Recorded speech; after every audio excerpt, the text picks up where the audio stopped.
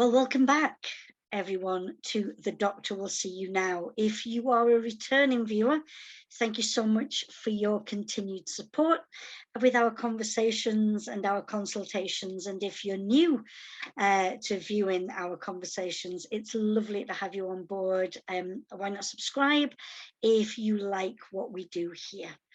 And if you are new, the whole premise of these investigations, these consultations, is to find out a little bit more about the author, and of course to enjoy finding out, with no spoilers, mind you, so don't worry, we're not going to reveal anything if you haven't read any of the books that we talk about. If you are a huge crime fiction fan, I guarantee that at some point in your reading you will have been drawn to the police procedural. And today's author is someone that has brought us a series that just gets you feeling of, yeah, this touches the spot, with a main protagonist, but of course a team around them, and some excellent banter along the way. That balance between the crime, the investigation, and the officers' personal lives that we love to sort of tune into and then find out what's going to happen next. So it gives me so much pleasure to welcome Marion Todd into the surgery at the consultation. How are you, Marion? Are you well? I'm very well, thank you, Doctor. Yeah, it's a lovely day here in Northeast Fife, and I'm just sitting looking out over the River Tay and thinking life could be worse. Indeed, indeed. I just want to say thank you to you for bringing along, as I say, one of those series that does that thing of just saying, hits the spot and gives us those characters that we want to go back again and find out, what are they involved with this time? What has life given them for a challenge, you know, both professionally and personally. And I highly recommend, if you have not dived into Marion's series, I highly recommend it. And we're going to talk about, totally. We'll talk about your protagonists and the most recent book that's out at the minute. And we should say it's Old Bones Lie. Marion's kindly product placed beautifully there. It's book six in the Detective Claire Mackay series. So before we get to the book, I always like to find out, what's a nice author like you doing in the murky world of crime fiction? What brought you here? Good question. Because I didn't start out writing crime, I had several attempts at trying other kinds of writing. And it was really reading a book by, I've forgotten her name, Kate Atkinson. Awful. Kate Atkinson. Her Edinburgh novel, One Good Turn, I was about to call her Claire Atkinson, and I thought that doesn't sound right. Her Edinburgh novel, One Good Turn, which is set during the Edinburgh Festival. It's a literary novel, but it's one of the Jackson Brodie ones, and there's a mystery in it. And it's told from multiple points of view, which I don't actually do. But when I read it, I thought, that's what I want to do. Because I'd always thought that you had to be incredibly clever to not only write a crime or novel and come up with a plot, but to hide things from the reader and to make it interesting along the way. And I thought, I don't know how to do that. And I read this book, and it was a light bulb moment for me. If you haven't read it, I recommend it highly. And that made me think, right, I want to have a go at writing a crime novel. And that was the start. I kind of went away and had a think about what I would do. And I started reading across the genre as widely as I could, kind of one book from as many different authors as I could, to educate myself about what was published and to learn, for me as a reader, what I liked and what I didn't like, because I think most of us write the books we would like to read. At least that's the way I go to it. And for that reason, my books are not the grittiest or the darkest. because I tend not to read those. So I would say that they probably fall somewhere in the middle. I'm keeping a safe distance from anything that's going to keep me awake at night. Okay, yeah. So nothing too gory between the pages. No, I don't think so. It's not quite cozy where you don't see the blood. Yeah.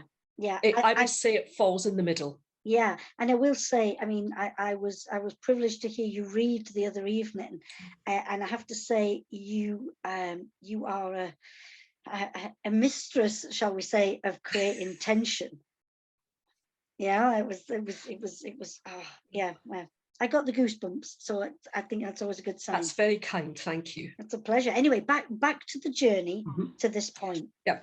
So I decided that I would write a crime novel, and because I had been very happily married for many years to a police officer, I wanted to write a police procedural, because I have seen, I've never been an officer, but I've seen it from as close to the inside as you can get. I know how police officers speak to each other, and the tensions and the kind of problems that they have. So I thought I wanted to write not a kind of all police are lovely, it's warm and fluffy, but a sort of novel that would show police officers as just normal people. Yeah.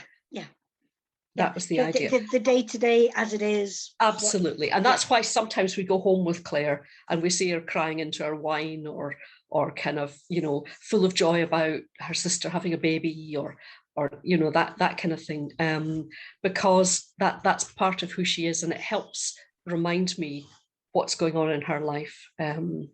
So I thought I would write a crime novel, and I live quite near to St Andrews in Fife in Scotland.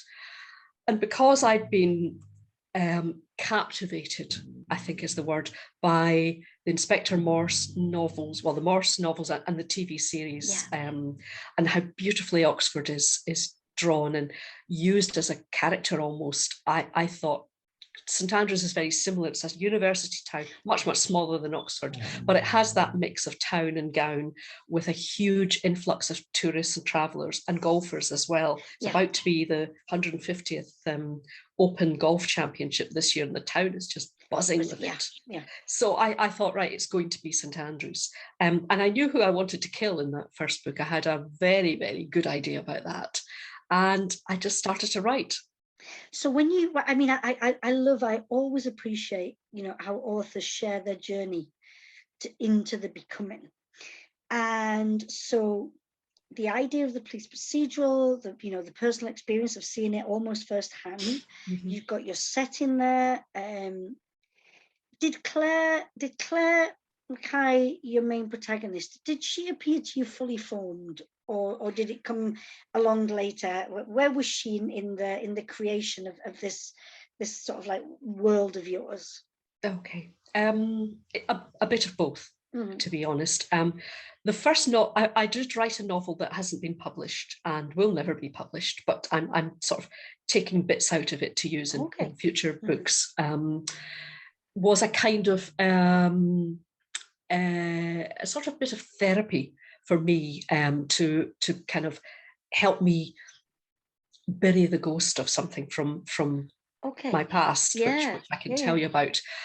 And because of that, there was someone I wanted to kill. What had happened was I was a young 18-year-old student at university, first time away from home, and I went to my lectures. We were given essays to write, and I submitted my essay and went off to my first tutorial full of hope and thinking, wonder how I'll get on. And this tutor, who's really old enough to know better, wiped the floor with me in the tutorial in front of the rest of the tutorial group, who were all male, by the way. A lot of them were kind of a lot cleverer than me. I'm not thick, but I'm not super clever.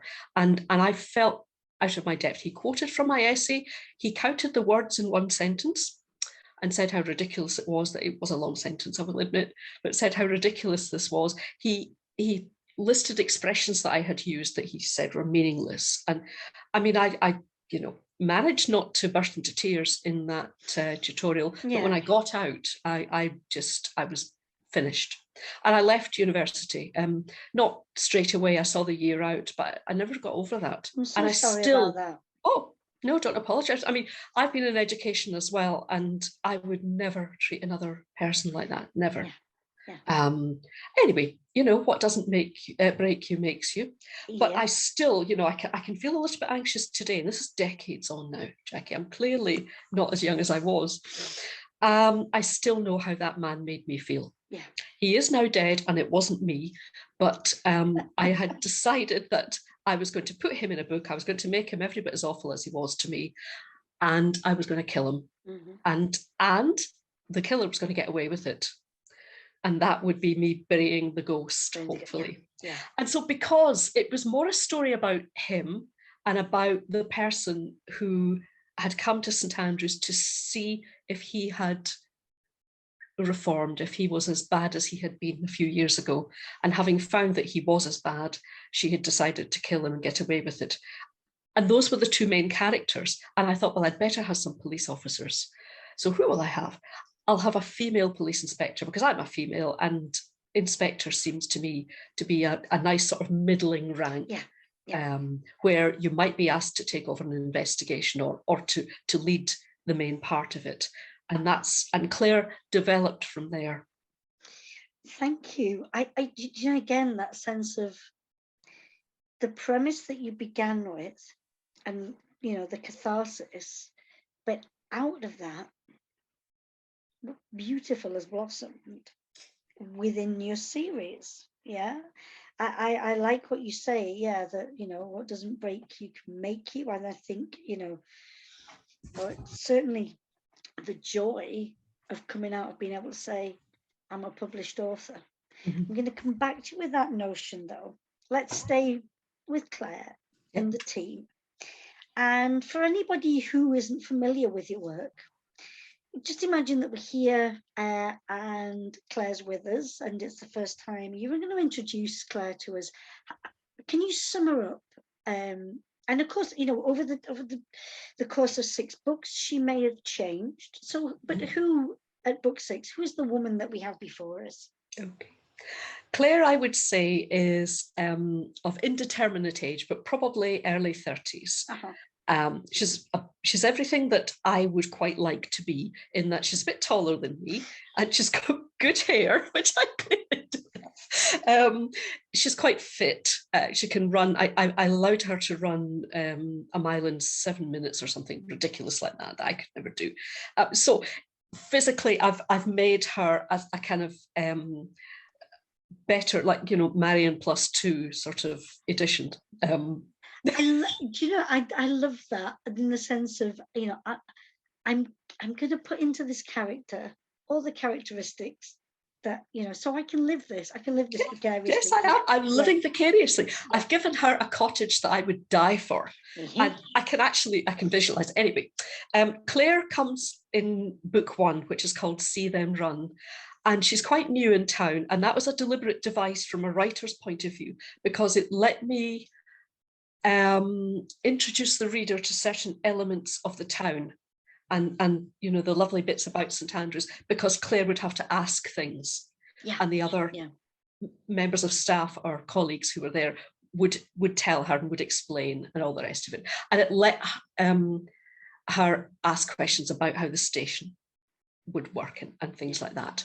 And as I had originally had a kind of backstory for Claire, which it's probably not a huge spoiler to say that she had come from Glasgow, and which is another city I know quite well.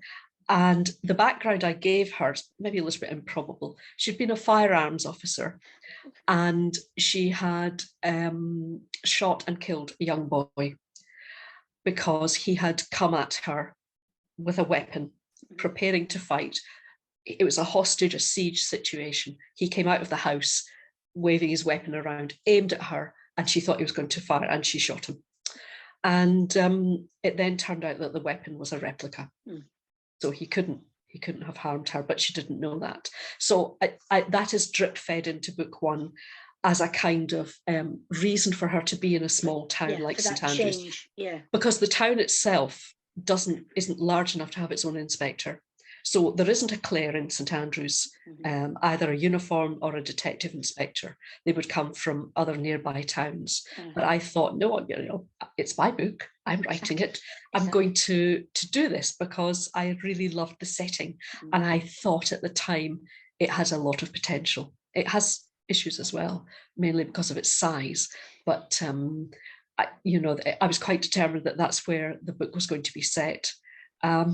So she's imperfect, she makes mistakes, but her heart is in the right place.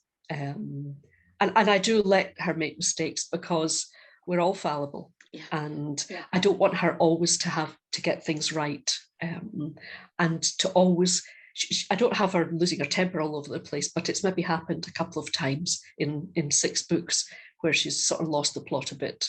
And then there was another time I decided I would give her flu and have her trying to struggle on working through this.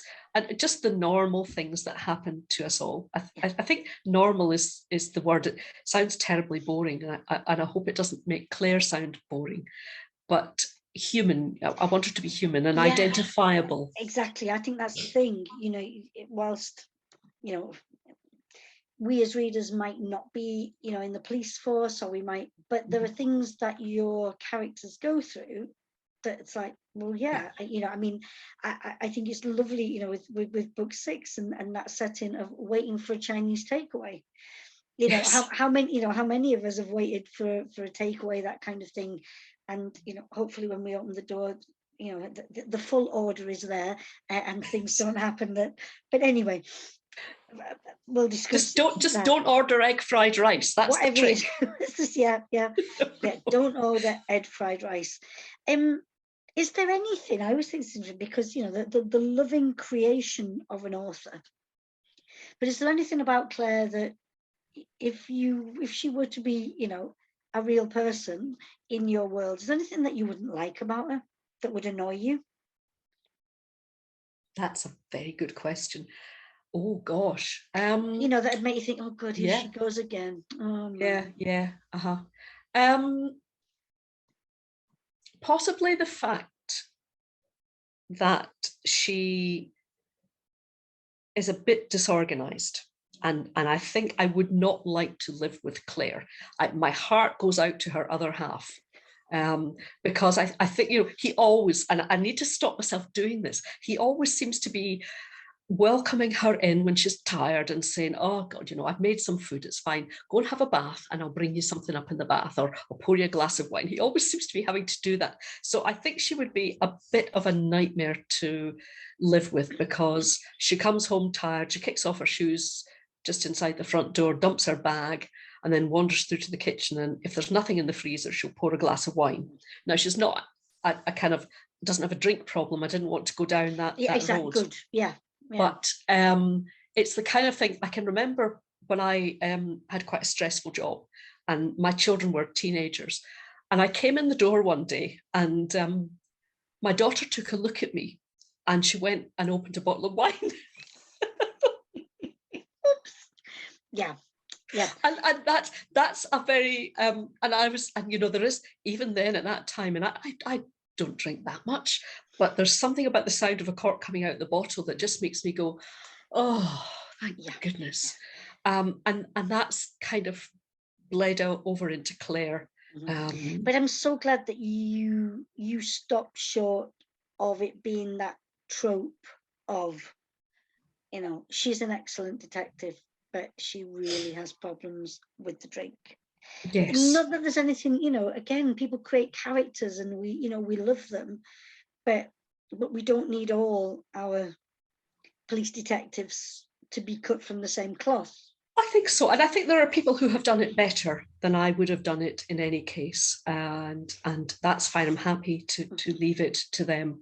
I can only make the kind of person that I warm to. I think it would be difficult to write about someone I didn't like. Even there's a detective chief inspector who's come into 2 of the books, a guy called Tony Macavity.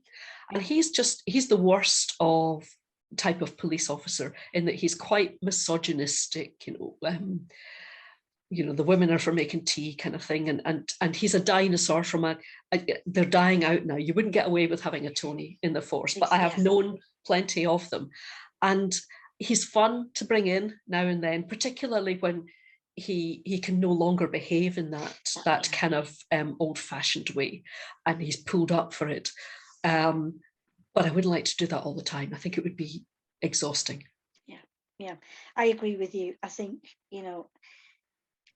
a moment to be reminded of what, because there are still plenty in every workplace, and that includes the police. There are still people with these outdated views. So I hope it's another little bit of realism that brings these people in, and then you see them coming up against the likes of Claire and her other colleagues, and hopefully taking them down a peg or two. Now, speaking of other colleagues, Chris West. Yes. The partnership. And of course, in this book, it changes a little bit. But that dynamic between them, what is it that you most appreciate about the way they work together? That they're different. Chris potentially could have ended up being a Tony had he been a bit older, and not because that's in his nature, but he's one of the lads. He's not a Jack the lad, but he's just a bit more rough around the edges than Claire is, and she'll kind of take him down a peg or two when it's needed, and then sometimes he'll just cut back at her with a quip.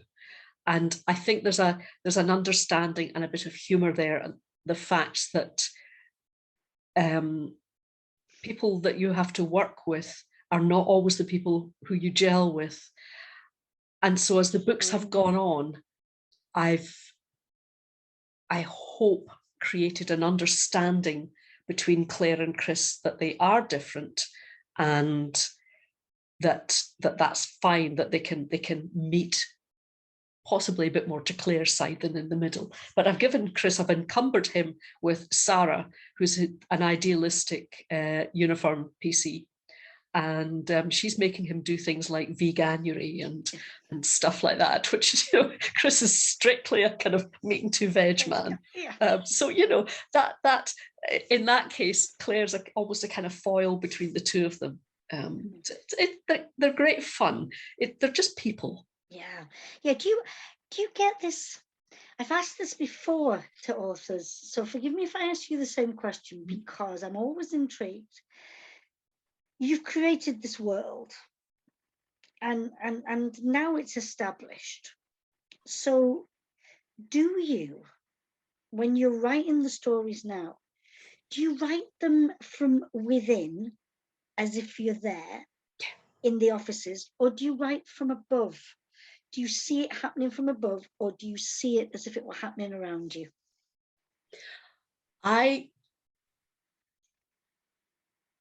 think I follow Claire about. I think I'm on Claire's shoulder. I 100% in my heart believe that these people exist and that they live in St Andrews. And if I walked into the station, Jim would be at the desk, and Claire would be through in her office, and Chris would be trying to sneak a wagon wheel biscuit without Sarah noticing, and things like that. I'm in their heads, so I can almost hear what they're going to say before they say it. To me, yes, I think I'm either inside Claire's head or I'm very closely sitting on her shoulder. Yeah, thank you. So, book 6, Old Bones Lie. What's the premise? Right. There are two couples who are having a Chinese takeaway, as we've mentioned, and it's being delivered, and the egg fried rice does not turn up. And when the doorbell goes again a few minutes later, they think it's the rice. One of the men goes to the door. The two men are prison officers. And he comes back at gunpoint, backing into the room with two masked men, balaclavas, holding a gun. The men then take the women away into the night and tell the men that they'll be returned harmed if they do what they're told. And at that point, we don't know what they're being asked to do. It then cuts to Claire. And she then hears that a prison van has gone missing with 2 officers and has to investigate it. But as she's about to investigate, there's then the report of a body found in a garden shed, someone who's been killed in the garden shed. So she's having to divide her attention between these 2 cases.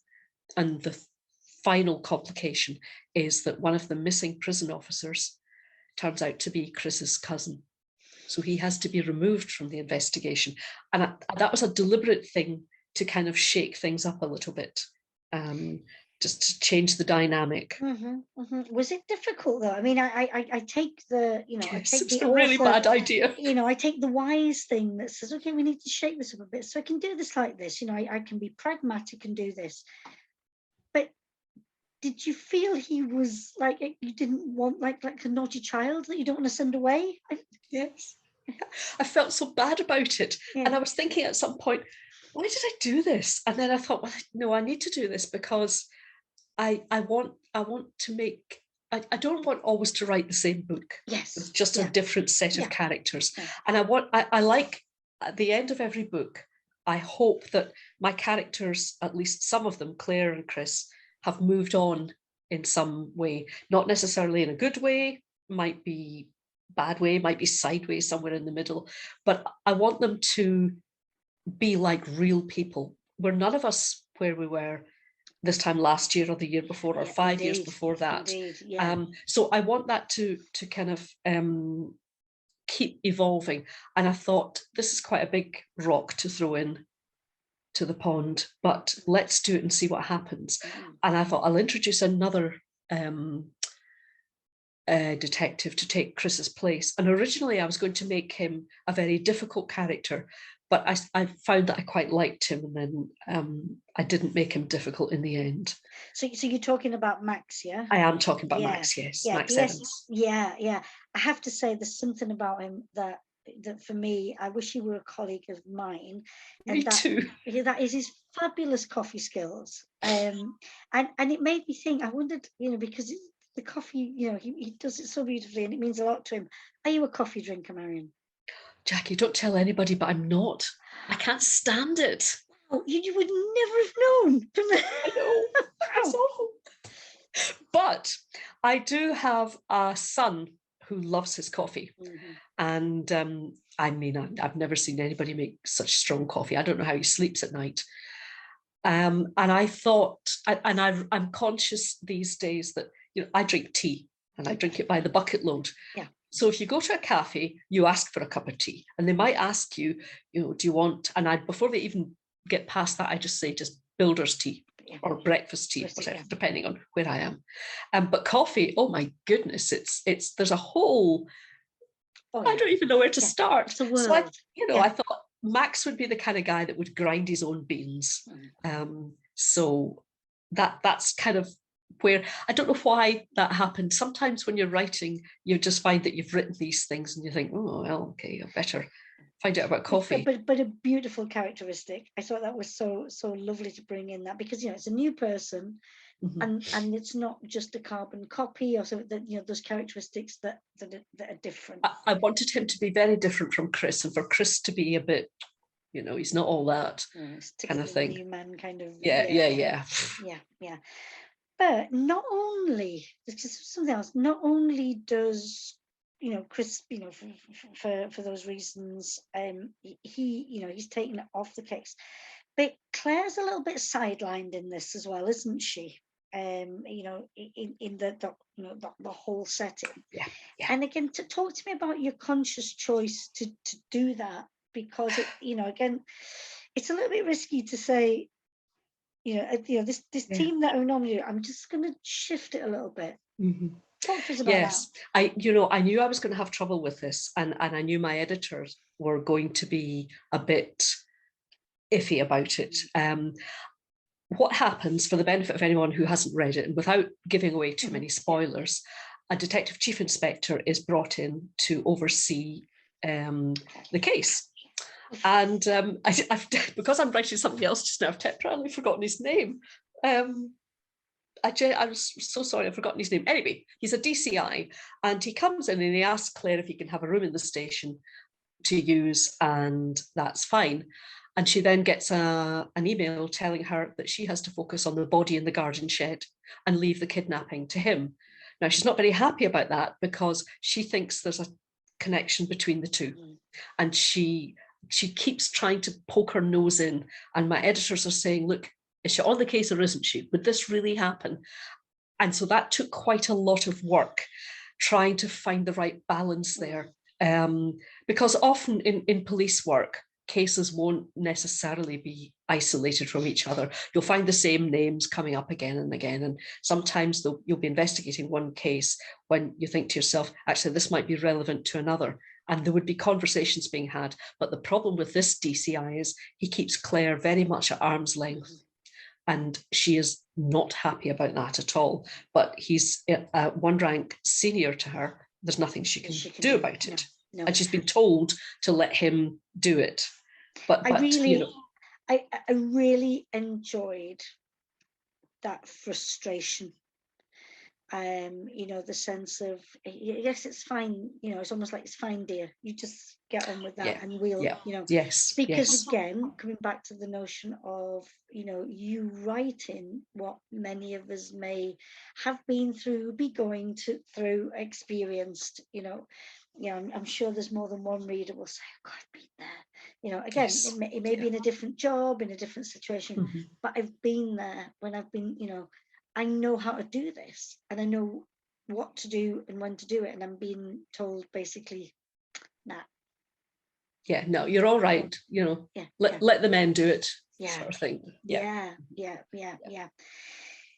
So you mentioned we also have a body in the garden, and we also have some buried treasure, if you were, in the garden. Do you garden, Marion? I do. I have to say, anybody sort of coming and looking at my garden would see the bits that are easy to do, and then they'd look at the other bits. I've got quite a big garden, and it's probably a bit too much, but I find it very relaxing, and I go out there, and sometimes if I'm having a bad day or if I'm stuck on a plot, I'll just start, digging through things, and it just settles me. It brings me right down. Hopefully never ending up like the body in the garden. Hopefully not. No. But again, this is for readers to find out whether the bits are linked together. But I'd like us to move to the bad guy. I'm sorry, can you hear that siren? Yes, I know. There's a police car going through the village. I was going to say, did you just flip a button so we got I did not, but what a good idea. That's Claire on the way to she is, investigate. Yeah. Paul Devine. Yeah. Tell us about this character. Okay. So Paul Devine is the prisoner who escapes and goes on the run, apparently. I'm trying not to give too many spoilers. He's been involved, he's been jailed for holding up a jewellery shop. There was a gang of 4 or 5, I can't remember how many there were now, and they were all masked, but Paul Devine, for a brief moment before he went into the shop, didn't have his mask on, and the jeweller's assistant who was working in the window saw his face. She also saw a tattoo on his wrist, and she identified him. So he has gone to prison for the jewellery theft, and he is the one that the prison officers are leaned on to help escape. And there's an interesting, actually, if I can just cut across. Please do. The idea for the opening scene, which I read the other night at the event you're speaking about, where the men burst into the house and blindfold and tie the women's wrists, cable ties, and take them out into the night. That came from a true event that you may or may not remember in Belfast, the Northern Irish bank robbery. I think it was 2000 and early 2000s, maybe 2004, something like that, where members of, I believe, the IRA burst into this house and took this man's wife away at gunpoint. And the scene that I read where they're threatening the men, what they'll do to the wife, came straight from that. And it was an utterly terrifying ordeal for this woman. And there was another family were held up at gunpoint, and these men were forced to be complicit in emptying the vault into a van at the end of the day. And I heard this on a podcast on Radio 4, and I thought, oh, I I'm not letting that one go. Yeah. I again, that idea of the observation, eyes, ears, what can be used in the formation of a tale. And often it's the tiniest little thing. I mean, that was quite a major story, but often it's a tiny, tiny little thing. There's a story that I'm desperate to get into a book that wouldn't be a major crime, but it just did a little bit of back colour. In St Andrews, there was a woman who police eventually arrested, walking through the street, hitting people with a bottle. Not just bumping into them. She had a bottle and she was whacking passers-by. And so I wrote that down. I thought at some point that will find its way into a book. She's got to get into one of these stories, definitely. Yes, can't wait for that. Because what would be the reasoning behind it? Why is that behaviour? Yeah. I don't know if I can talk about this because it might be spoiler, I'm not sure. But Claire does have a dilemma, does she not, with regard to what she knows, information, and choices that she has to make. Yes. Why did you give her that? What? Right. Well, first of all, in the middle of the book, there is a bit of a spoiler, and that relates to Claire's dilemma. And I didn't know that was going to happen. And that's unusual for me because I am a dyed-in-the-wool plotter. You're a plotter, yeah. I am very much a plotter. And I just suddenly had this, I just saw this scene where something happened. Claire was told this information, and I thought, right, I'm going to go with this and see what happens. And I think I might have even emailed my editor to say, is it okay if I do this? And the decision that Claire makes at the end, again, that was the kind of subject of many dog walks. I couldn't decide what I was going to do there. So yeah, I without giving too much away, that was something that surprised me. Yeah. Thank you for the way that you've talked to us about that, without saying what it is, but how it came. That sense of it's not where you were headed, but no, not at all. An element that arrived that then sent things maybe in a different direction. And well, I wonder if being that archetypal planner, being willing to entertain it and not say it wasn't there at the beginning, so even though it's come, I'll just leave it to one side. Taking that chance, do you feel it enhanced your story? Yes, I think so. I do. There's a couple of things that weren't planned in that book, and the other one is the other kind of unexpected development, and I think that was born out of not having enough time to plan, because I like to spend probably almost half the time planning, and it's almost the same again, writing. So if I wanted to write a book in, let's say, 4 months, I would probably spend about 6 weeks planning it, 6 to 8 weeks, and then 8, 9, 10 weeks actually writing it, because the way that I plan means that it's quite detailed and I know what's going to happen. However, as I write more books and hopefully get a bit more experienced at it, I have the confidence to allow these things to happen. And I did. I mean, in one of the other books, the 5th book, What They Knew, which is just there in the purple, I changed the killer. halfway through, and that was a huge, never going to do that again. That was a major headache, because I then had to go back and unpick some things and start to lay some other red herrings and things. So that was a mistake, but it had to be done because the killer was wrong from the start, and I knew it in the back of my head, but I wanted to go with it. And then I realized, this is just, if I don't change it now, my editors are going to ask me to change it, so I might as well. So I think, I do try very hard to plan, and I think the secret for me to planning is to have a good couple of months time to do it, and then the plan works much better. But I'm now becoming more open to these sudden, unexpected changes. Why not? Yeah, why not indeed? Because who knows where they come from and what they might do.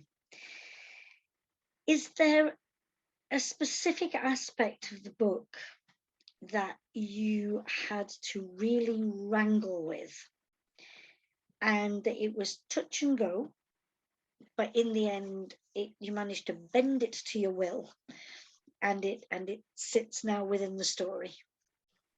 I would say there's two things. This is quite a complicated book. I think it was complicated to write because there are really three things going on. There's the abducted wives and the escaped prisoners, which we kind of is established as one case. There's the body in the garden shed, and then there's the theft of expensive farm machinery equipment, which is what poor Chris is given to do. Been sent to do. And everything has to be there for a reason. It doesn't necessarily mean that whoever's stealing the tractor abducted the wives or killed the person in the shed. I don't mean that level of connection, but you can't just bung a storyline in for the sake of it. There has to be some meaning there. And juggling those three, I found quite difficult. And I kept having to look at the timelines very carefully to make sure that the developments in each of the three cases were proceeding at the right pace. Because I write start to finish. I can't do what some people do and kind of write one thread and then write another thread and marry them all together. I'm a linear writer. And that was very difficult. And I think if I'd had a bit more time to plan, that might have been a bit easier. The other thing that I find so difficult, and this is every single book, is towards the end of a book, there has to be some jeopardy, some tension, some, is Claire going to die? Is something awful going to happen? There has to be something that makes the reader race through the last kind of 6 chapters, let's say, something like that. And I'm not a normal kind of high octane, big jeopardy writer. I like writing puzzles that unfurl and are worked through with red herrings and threads. I love the kind of that aspect of it. And I always dread getting to the sort of 3/4 of the way through when I think, right, I've got to ramp it up a bit now. What am I going to do this time? Oh, let's have a car chase. I don't like it at all. I find that the hardest thing in every single book. Wow. Again, what makes an author's heart beat with joy, and what makes an author's, breath almost freeze when they have to do things. I love the fact that each author and how they approach a book and how they approach a story and everything. May your car chases, may they never bring too much fear. I think one of the things about that is that I think in one of the books, I think it's only in one of the books, or maybe 2 actually, I've put Claire herself in danger.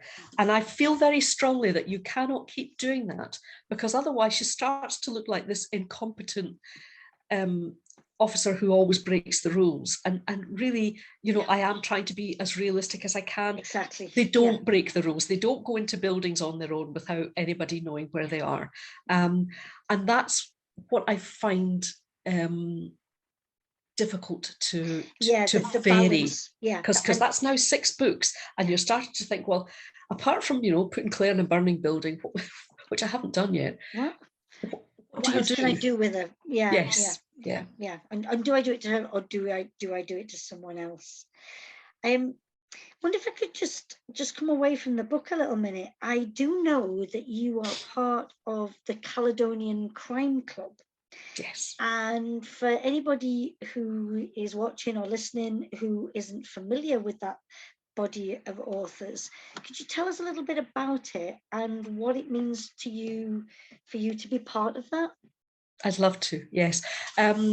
We call ourselves the CCC, Caledonia Crime Collective, I think is the kind of full Sunday name. And there are 7 of us altogether. We were brought together by crime writer Emma Christie, who is a Scottish writer, but also spends most of her time, she actually lives in Barcelona.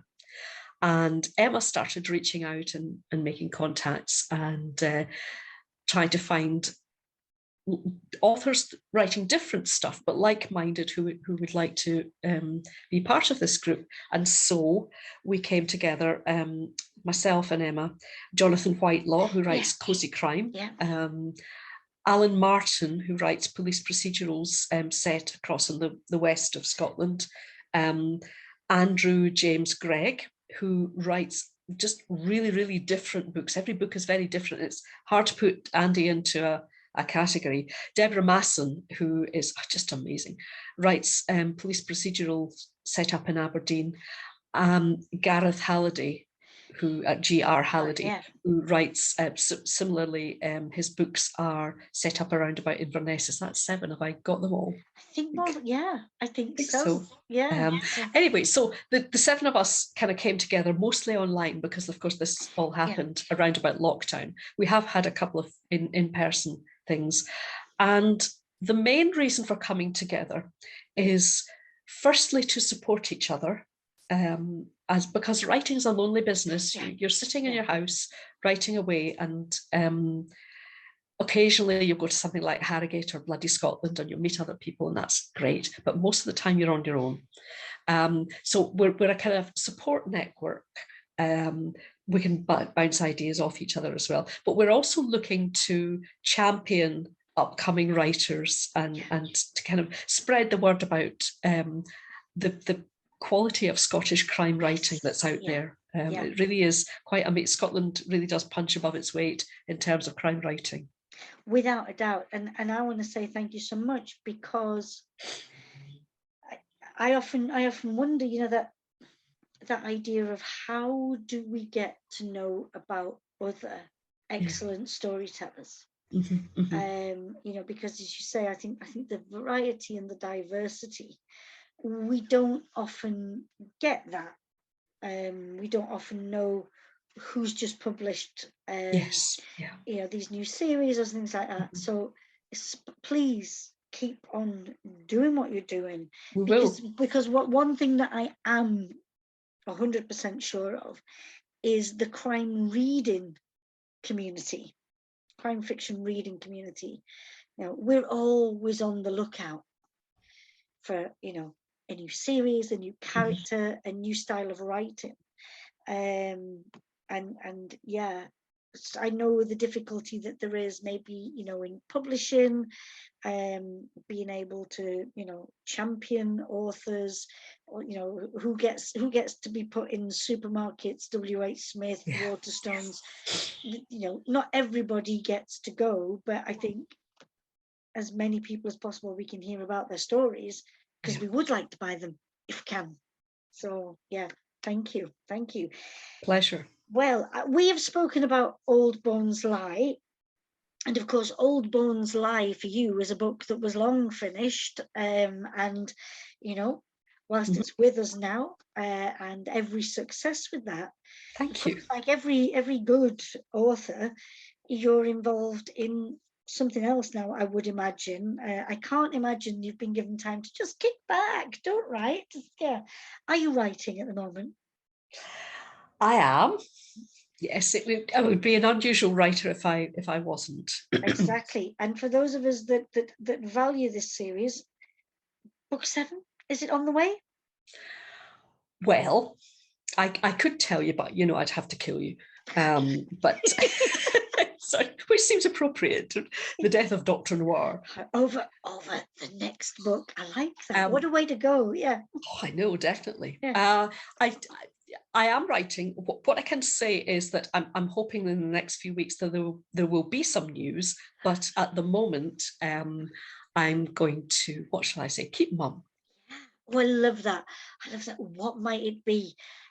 Viewers, listeners, please, please, please watch that online space, social media, to find out what it might be that Marion Todd is up to at the moment. Yeah. Do, do, do. Marion, I want to thank you so much for our time together. It's Oh, it's been been an a absolute, pleasure. honestly, just to find out more about you, about your writing, the choices that you make. It's been so exciting. And I, for one, will be keeping my eyes open to see what might be happening now. But it just remains for me in our time together to say every success with Old Bones Light.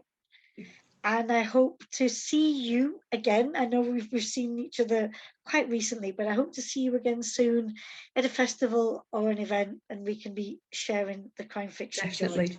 Thank you. I've so enjoyed it. It's been an absolute joy chatting to you. A total pleasure. Bye for now, man. Bye bye. Bye.